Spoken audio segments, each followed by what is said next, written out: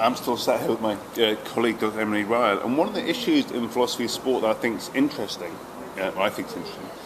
is the idea of sport and its connection to kind of ethical or moral education or character formation. Does playing sport make you a good person? Can it have that potential?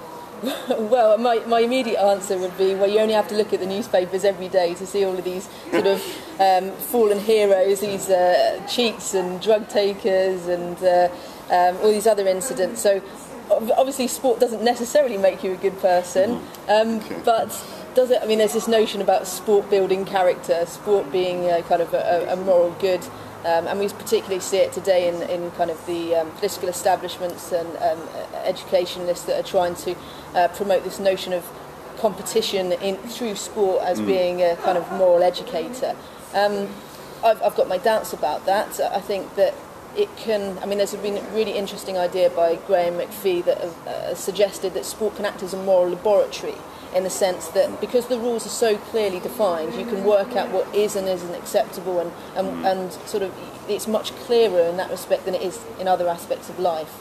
Does that mean, that's quite interesting, does that mean you discover about yourself whether you're happy to be the kind of person who cheats, who dives when they're playing football, which is in the World Cup, and lots of sportsmanship and gamesmanship and things, but you find out about yourself whether you feel you really want to be the kind of person who plays cleanly and doesn't cheat and stands up when they could fall over, or whether you're quite happy to win at all costs and things. So is that what moral laboratory is kind of getting at?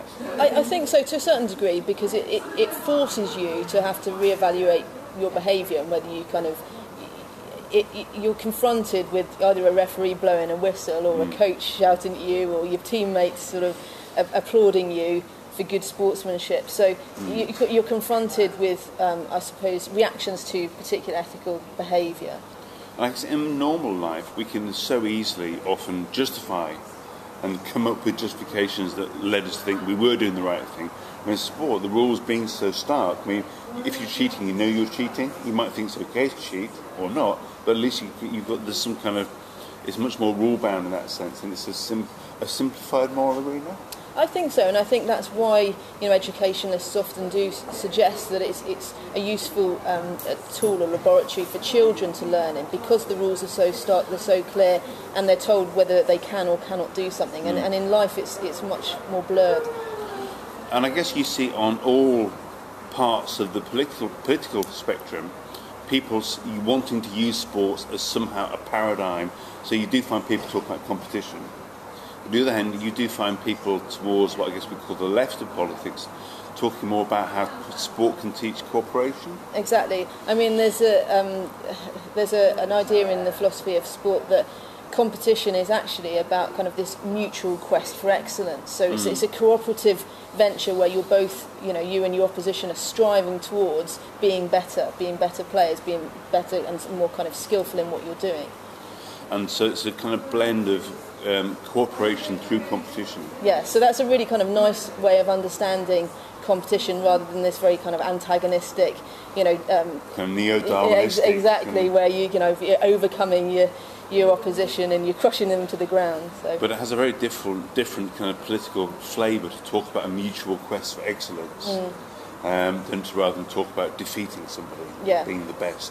Which is why I don't think competition is necessarily a bad thing, because it's about the way in which competition is approached, and recognising that you can strive, even if you end up losing, you can still strive for excellence, rather than being kind of defeated and you kind of feeling, well, I might as well give up.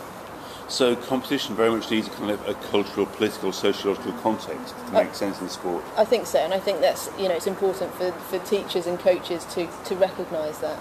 I guess there's a very different feeling between the elite competitive sports we see on TV, or if you see football or things of this sort that have winners and things, and the mass participation sports where we see in popular culture where people compete in huge numbers in fun runs and marathons and things, and there is a winner, but the vast majority of people in those races have no hope of ever being a winner. So they're doing it for some other reason that might still be seen as improving, or people see it as not just physically good for their health, but kind of good for them personally. I think so, and you have to make a distinction between professional sport, which is a very kind of instrumental attitude of this kind of win at all costs, and the amateur ideal, where you're winning, you're participating for many other reasons. It's not just about winning, and I think there are huge problems with professional sports and those ideals. So it's quite a big line to be drawn between the two, and actually the issue that actually were originally sport as moral education. It seems like it does need philosophy after all. It's complicated. Well, as always, it's complicated. Thank you.